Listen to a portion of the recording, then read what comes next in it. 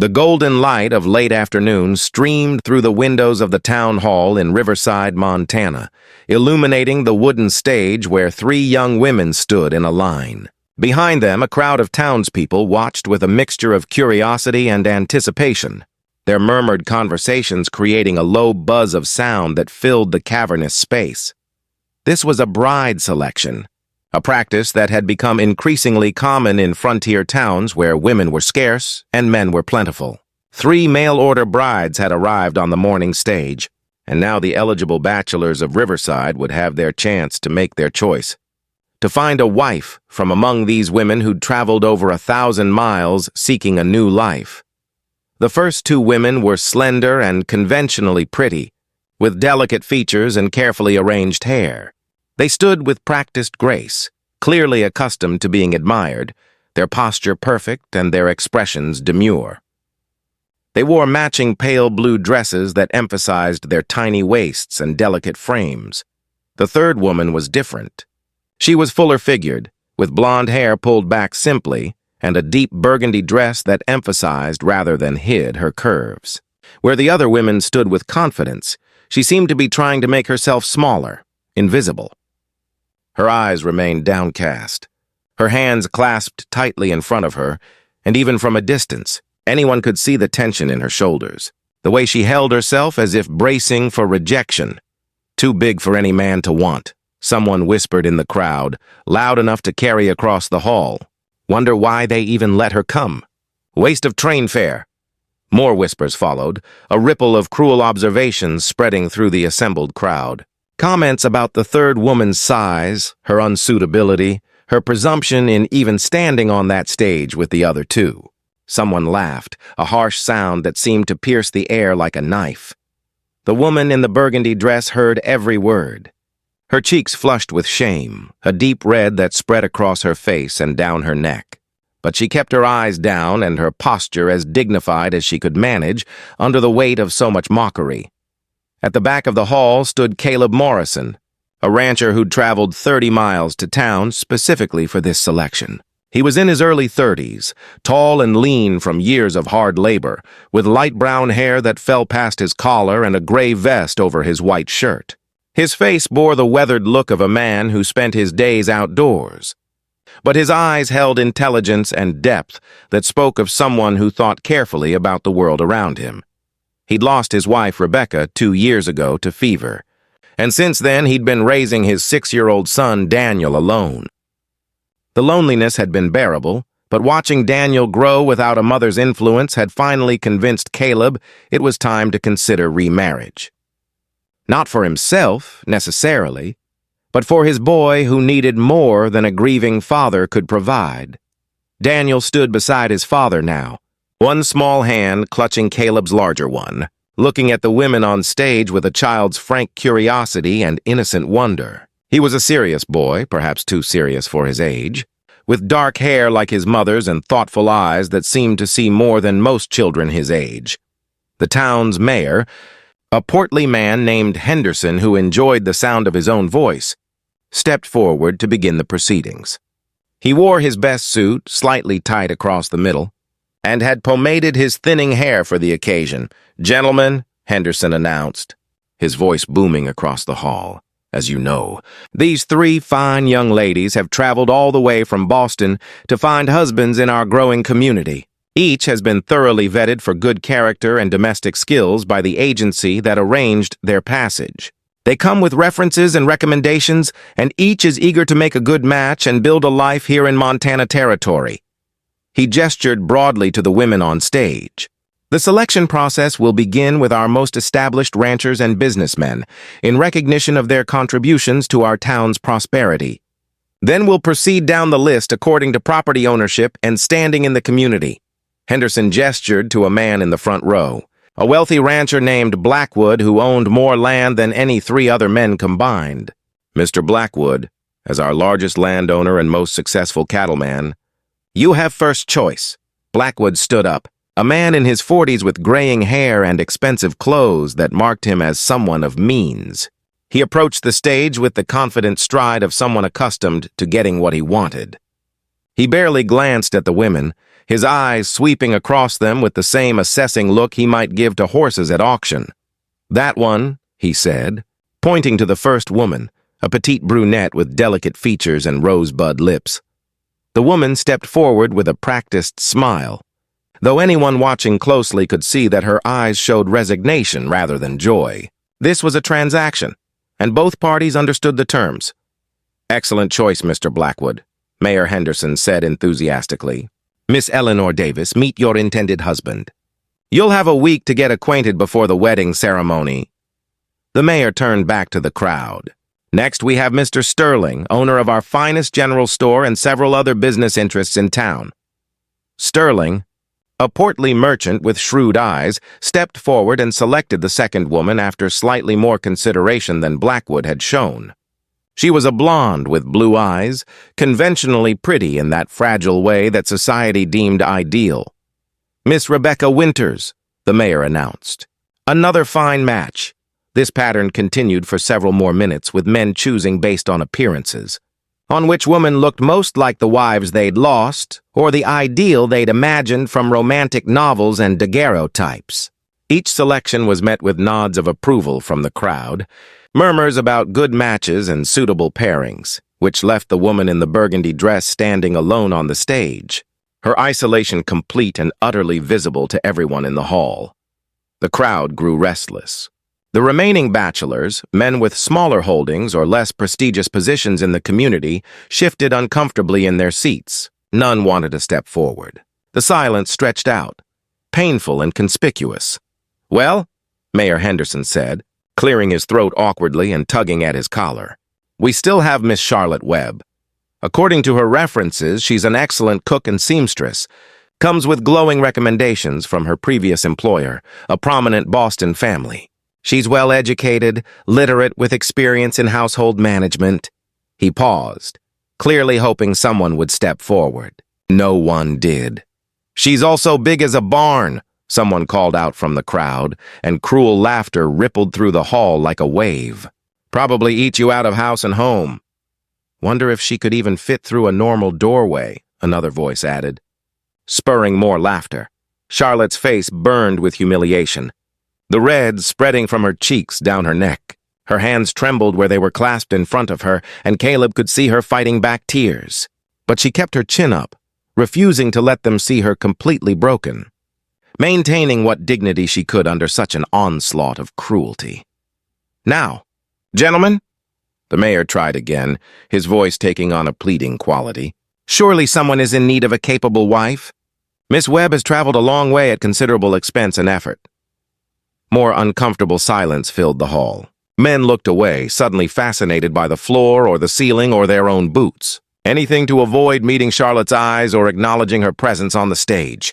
"This is ridiculous," someone muttered, loud enough to be heard by half the room. "Nobody's going to want her. Just send her back on the next stage. Save everyone the embarrassment." "Waste of everyone's time," another voice agreed.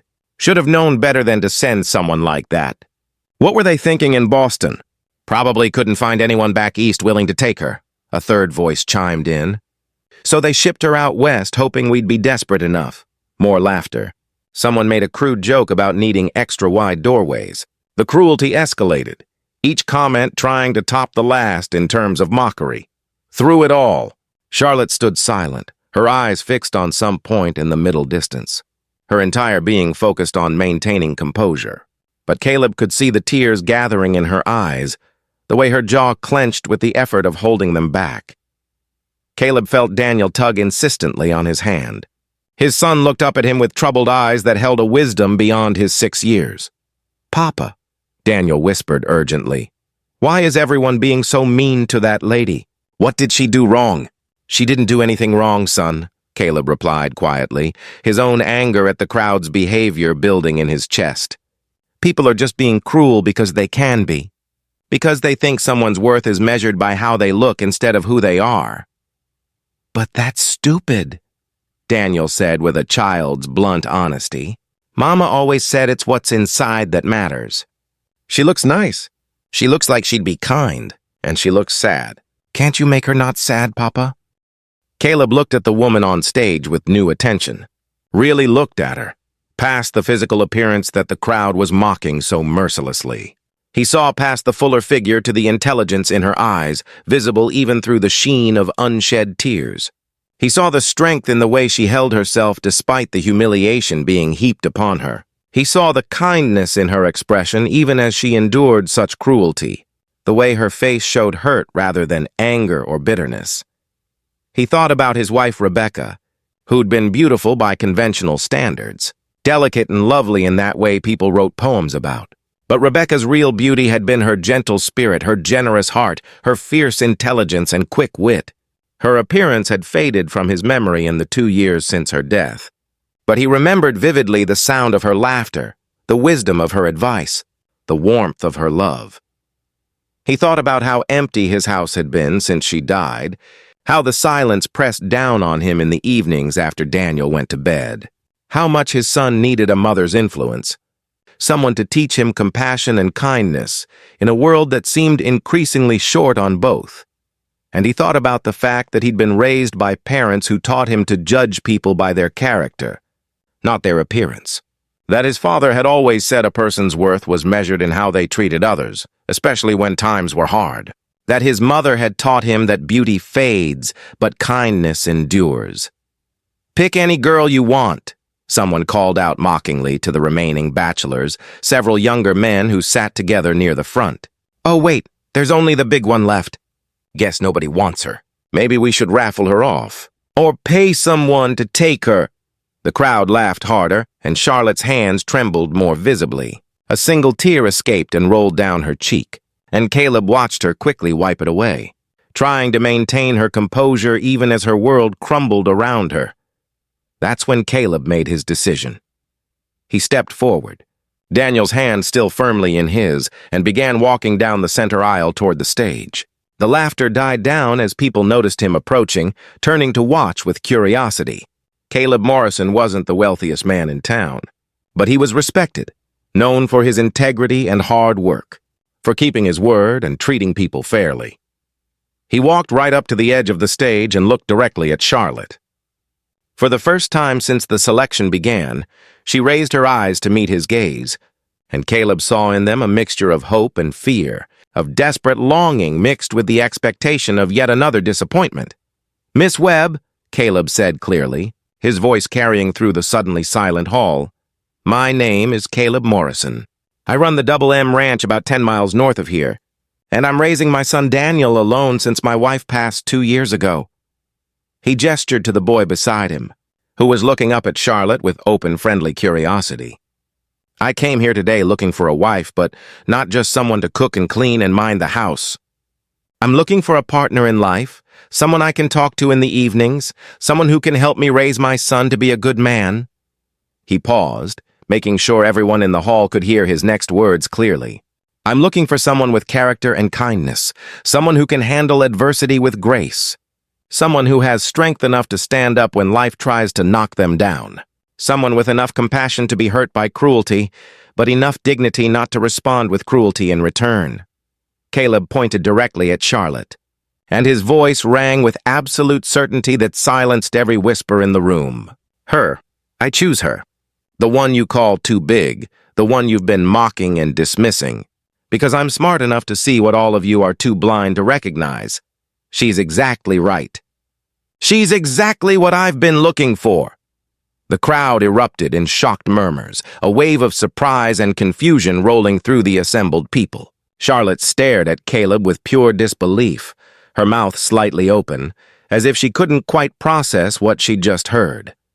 "Are you certain, Mr. Morrison?" Mayor Henderson asked, his eyebrows raised in genuine surprise.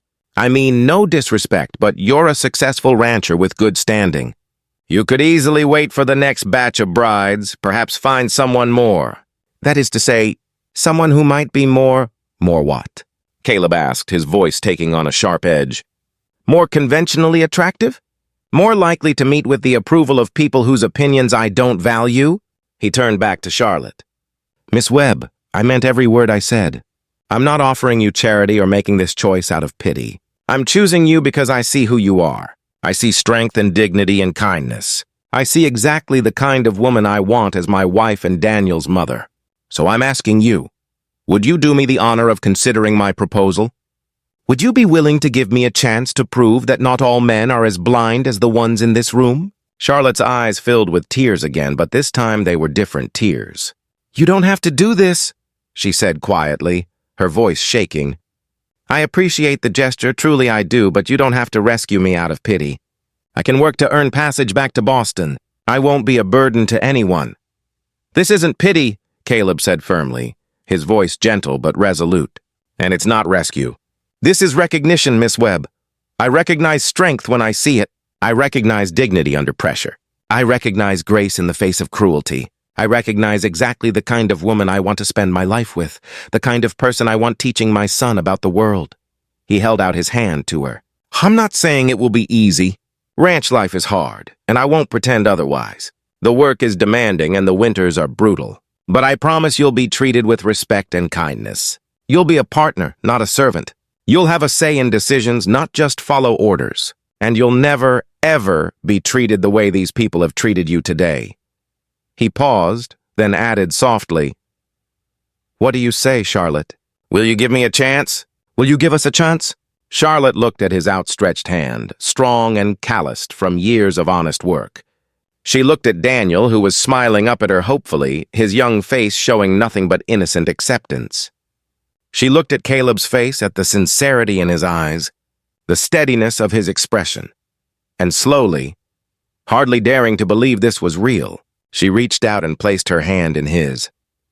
"Yes," she whispered. Then, finding her voice and her courage louder, "Yes, Mr. Morrison, I accept your proposal. I'll do my very best to be the wife and mother you're looking for."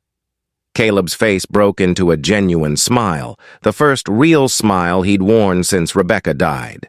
"I don't doubt that for a moment." He helped her down from the stage, and as Charlotte's feet touched the floor, Daniel immediately darted forward and hugged her around the waist with the uninhibited affection of a child who'd been starved for maternal warmth. "I told Papa you looked like you'd give good hugs," Daniel announced happily, his voice muffled against her dress. "And I was right. You give excellent hugs." Charlotte laughed, a real laugh that seemed to surprise even her, rich and genuine and full of relief. She hugged the boy back, her arms wrapping around him protectively. And when she looked up at Caleb, there were tears streaming down her face. But they were tears of gratitude and hope rather than shame. "Thank you," she whispered to Caleb. "You'll never know what this means to me." "I think I do," Caleb replied quietly. "Everyone deserves to be seen for who they really are, not judged by surface appearances. You deserve that, Charlotte. You deserve to be valued." As they walked out of the town hall together, Caleb, Charlotte, and Daniel, the crowd parted before them in stunned silence. Some people looked ashamed of their earlier mockery, their faces showing the first stirrings of conscience. Others still looked skeptical, certain that Caleb had made a terrible mistake driven by momentary sympathy or temporary insanity. But Caleb didn't care what any of them thought. He'd made his choice based on what he valued, not on what others thought he should value. Outside the hall, in the fresh air and afternoon sunshine, Charlotte took a deep breath and looked around at the town that would become her new home. "I was so afraid," she admitted quietly to Caleb as they walked toward his wagon. "The whole journey out here I was afraid. Afraid I'd be rejected. Afraid I'd have to go back to Boston a failure. Afraid I'd spend my whole life being told I wasn't good enough because I didn't fit into a certain mold." "You are more than good enough," Caleb said firmly, "and anyone who can't see that isn't worth your concern." Over the next few months, as summer turned to autumn, Charlotte proved to be everything Caleb had seen in her that first day and more. She was indeed an excellent cook, turning out meals that had both Caleb and Daniel eagerly coming to the table. She was a skilled housekeeper, organizing the ranch house in ways that made daily life easier for everyone. She was good with the animals, gentle but firm, understanding instinctively how to handle even the most stubborn horses. But beyond these practical skills, Charlotte brought something far more valuable to the Morrison Ranch. She brought intelligence and curiosity, asking thoughtful questions about ranch management and offering suggestions that often proved remarkably insightful. She'd read extensively, and her knowledge of agriculture, animal husbandry, and even basic veterinary care surprised Caleb repeatedly. She helped Caleb improve his bookkeeping, organizing his accounts in ways that revealed he was losing money in areas he hadn't even realized. She corresponded with agricultural colleges back east, learning about new techniques and sharing the information with Caleb.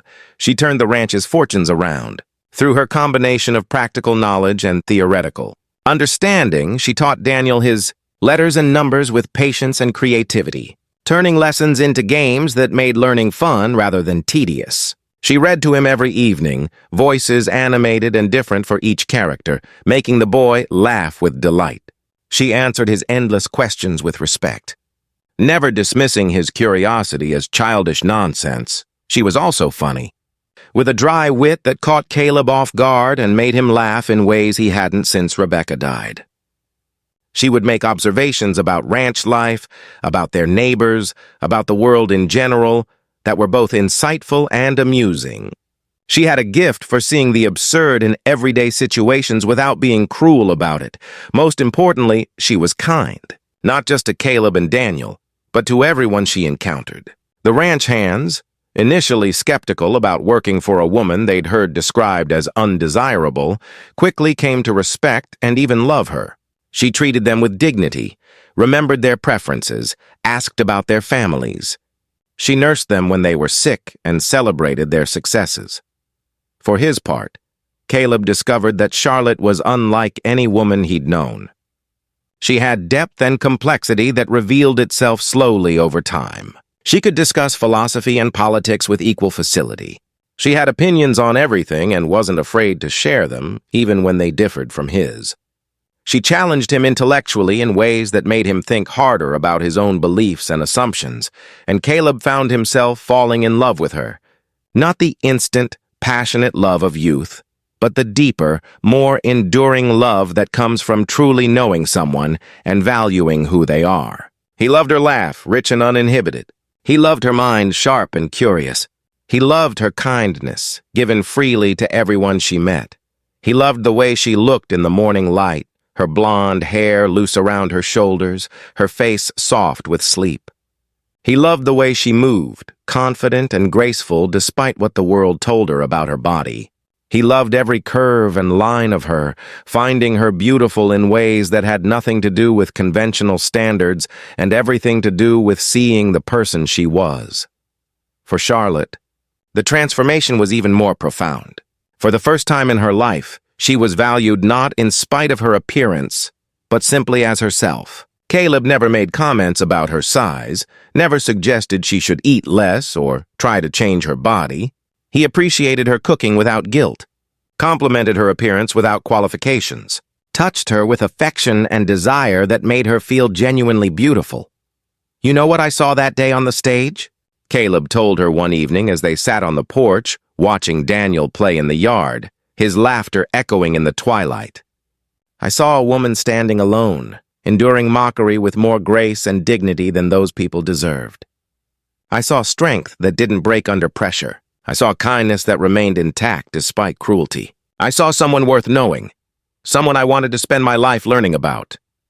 Charlotte took his hand, lacing her fingers through his. "I was so ashamed that day. I'd traveled all that way thinking maybe out here where life was hard and people valued strength over delicate beauty, I might have a chance. But then they mocked me just like everyone back home always had, and I thought I'd made a terrible mistake." "Their loss," Caleb said simply. "My incredible, unbelievable gain. Why did you really choose me?"